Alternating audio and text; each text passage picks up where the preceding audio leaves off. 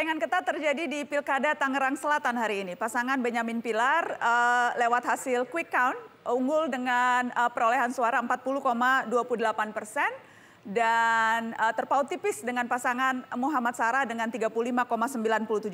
Ini adalah hasil quick count yang kami tunjukkan dari Carta Politika. Saya ingin bergabung dengan calon wali kota Tangerang Selatan, ada Benyamin Daphni, dan ada juga calon wakil wali kota Tangsel, ada Rahayu Saraswati. Selamat malam Pak Benyamin, selamat malam Mbak Sarah.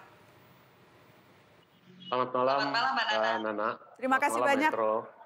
Terima kasih banyak sudah bergabung Terima kasih banyak sudah bergabung dan mengingat tempat saya dulu dan tempat saya yang sekarang, Pak Benyamin.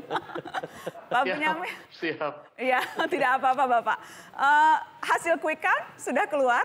Saya ingin tahu tanggapan Pak Benyamin dulu yang minimal hasil quick count angkanya lebih tinggi dari Mbak Sarah yang ada di sampingnya lewat layar. Inilah yang saya pegang hasil resmi dari KPU tentunya ya. Jadi walaupun hasil quick count sudah diumumkan ya alhamdulillah aja sih gitu kan.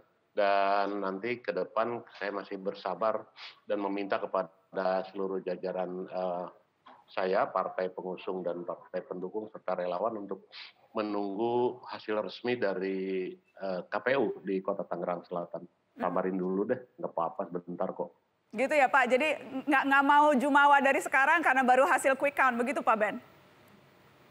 Iyalah, sabarin dulu deh Mbak. Walaupun hasil quick count juga tidak jauh beda biasanya secara teoritis dengan hasil real count, tapi kami akan lebih firm dengan setelah mendengar atau melihat, menyaksikan hasil dari KPU itu sendiri, Mbak.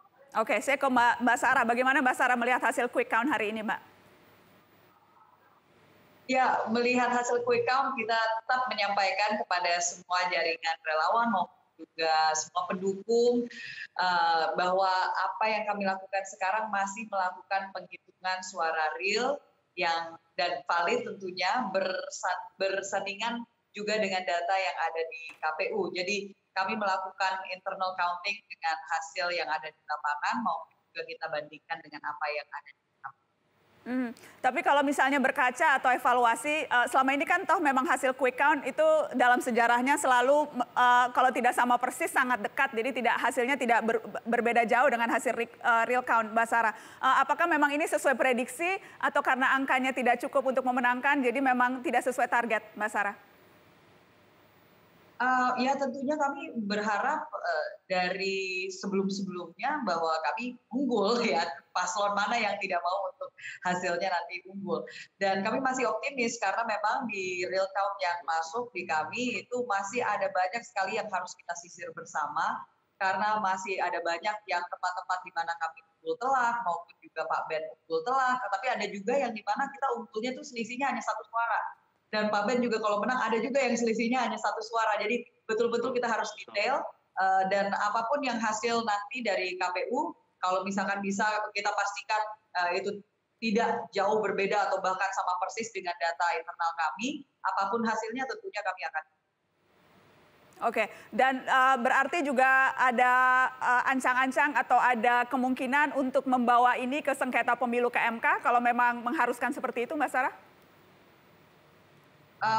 Belum bisa ditentukan, semua proses yang kami lihat tadi masih sangat aman dan lancar, tetapi tentunya ada beberapa catatan, tapi kami betul-betul akan melihat dari data yang masuk dan ini belum lengkap, jadi kami belum bisa memberikan kepastian. Oke, saya ingin ke Pak Ben lagi. Pak Ben, yang jelas posisi Pak Ben sebagai petahana, ini harus diakui pasti memang sedikit banyak atau mungkin lebih banyaknya memberikan keuntungan pada Anda dan pasangan kan Pak Ben? Ya memang mungkin begitu Mbak. Udah, kok sedikit banget jawabnya Pak? Ini udah kirain ada pertanyaan lagi. Ya. Jadi ya, bagaimana? Paling tidak kan 10 tahun saya dengan Bu Airin sudah banyak dikenal oleh masyarakat Mbak. Dan kemudian juga saya sering hadir di tengah-tengah kegiatan masyarakat. Ya tentunya soal popularitas saya memang sejak awal sudah diketahui dan itu ya hal yang wajar karena saya petahana gitu paling tidak 10 tahun di Kota Baru di Tangerang Selatan, apalagi sebelum itu juga kan saya bertugasnya di Kabupaten Tangerang 20 tahun lebih, hampir 30 tahun. Jadi ya ini mungkin merupakan puncak dari hasil perjalanan karir saya selama 37 tahun dengan di Kabupaten dan Kota Tangerang Selatan. Oke, ada Mas Toto juga, Mas Yunarto Wijaya di samping saya.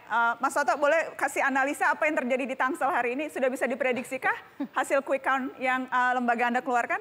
Iya, sebetulnya dari survei yang pernah dilakukan memang persaingan yang ketat itu antara dua pasang ya, antara Muhammad Sarah dengan Benyamin Pilar. Dan saya dari awal selalu mengatakan, mohon maaf, incumbent di sini tidak bisa dikatakan istimewa kalau kita uji dari sisi kepuasan publik. Belum lagi beberapa aspek kontroversial terkait dengan politik dinasti misalnya. Tetapi ketika pasangan yang muncul adalah tiga, menjadi sebuah pola. Biasanya incumbent akan diuntungkan karena logika asal bukan incumbent kemudian menjadi terbelah. Dan kalau kita lihat secara matematika secara sederhana kan simpel.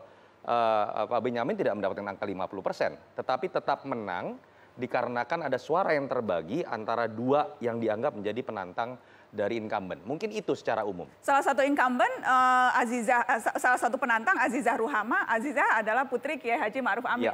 Ya. Faktor putri anak wakil presiden itu rupanya tidak banyak memberikan kontribusi karena minimal hasil quick count yang mengejar justru malah Sarah. Kalau konteksnya politik patron, tiga-tiganya bisa kita lihat sebagai bagian dari politik patron. Ada anaknya Kiai Ma'ruf, ada ponakannya Pak Prabowo, ada bagian dari klan Atut. Jadi ini tidak menjadi hal yang berbeda dengan sendirinya, misalnya dari Mbak Azizah gitu ya. Tetapi faktor mungkin tidak disengaja sebagai sebuah strategi ya dari Pak Benyamin ya, tapi konstelasi politiknya secara tidak langsung menguntungkan incumbent walaupun tidak terlalu istimewa dari sisi kepuasan publik. Oke, Mbak Titi, Anda pemilih Tangerang Selatan, apa harapan Anda nih untuk yang calon yang akan terpilih? Tangerang Selatan itu daerah istimewa ya, karena dia dekat sekali dengan Jakarta, PAD-nya besar, tetapi problemnya juga banyak. Dari mulai problem yang sederhana sampah begitu, lalu kemudian jalan, lalu kemudian layanan kesehatan. Saya berharap kota Tangerang Selatan itu bukan hanya menjadi indah didengar oleh para pihak di luar Tangsel karena punya mall banyak. Lalu perumahan-perumahan elit begitu ya. Karena banyak yang bilang di Tangerang Selatan pemerintah tidur saja itu warganya itu jalan gitu. Karena tadi kita ini menjadi kota yang semua serba ada dan orang-orangnya rata-rata bekerja dan kebanyakan ke ibu kota. Jadi yang diharapkan adalah pemerintah yang akan datang tuh hadir untuk warga. Menyelesaikan persoalan-persoalan tadi dan meninggalkan kesenjangan terutama ya Mbak ya antara yang di perkampungan padat penduduk dengan yang di perumahan. Jadi kesenjangan itu sebenarnya masih menjadi problem besar di daerah saya di Tangerang Selatan. Saya ingin lempar sekaligus penutup untuk Pak Ben. Bagaimana Pak Ben? Ini tadi warga Anda langsung loh yang tadi bela-belain nyoblos di TPS. Walaupun belum tentu nyoblosnya Anda ya Pak Ben. Itu rahasia Mbak Titi tentunya. Iya betul. Ya memang pembangunan itu dinamis ya Mbak ya. Pertambahan penduduk Tangerang Selatan itu luar biasa. Awalnya tahun 2009 yang lalu, ketika pemerintahan baru pertama kali hadir, itu kita hanya 900.000 jiwa, tapi per hari ini 12 tahun 1,7 juta. Dan ke depan kita akan menjadi 3 juta. Jadi memang dinamika pembangunan itu mengikuti pertumbuhan penduduk.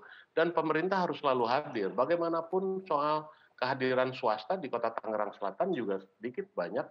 Itu hasil dari pembangunan kepercayaan publik, terutama para investor ke kota Tangerang Selatan. Kalau mereka nggak percaya di kota Tangsel, mereka nggak akan investasi di Tangerang Selatan, dan kami akan terus mensinergikan pembangunan baik dari sektor swasta maupun dari yang harus dilakukan oleh pemerintah kota nanti ke depannya. Gitu, Mbak. Baik, terima kasih Pak Ben. Saya ingin terakhir ke Mbak Sarah. Mbak Sarah, yang jelas masih ada 1 minggu sampai tanggal 13 kalau saya tidak salah itu akan diumumkan resmi oleh KPU. Apa yang rencananya Anda dan Pak Muhammad akan lakukan sepanjang 1 minggu ke depan ini? Kami terus akan mengawal suara yang sudah masuk. Tentunya sampai saat ini pun juga kami masih melakukan penghitungan suara dengan tim kami internal maupun juga kami akan sandingkan dengan data yang ada di KPU. Kami terus akan mengawal ya sampai titik darah penghabisan terakhir dan kita akan terus semangat. Siapapun yang nanti akan menjadi pemenangnya mudah-mudahan bisa memberikan solusi untuk segala permasalahan yang tadi sudah Mbak Titi sampaikan.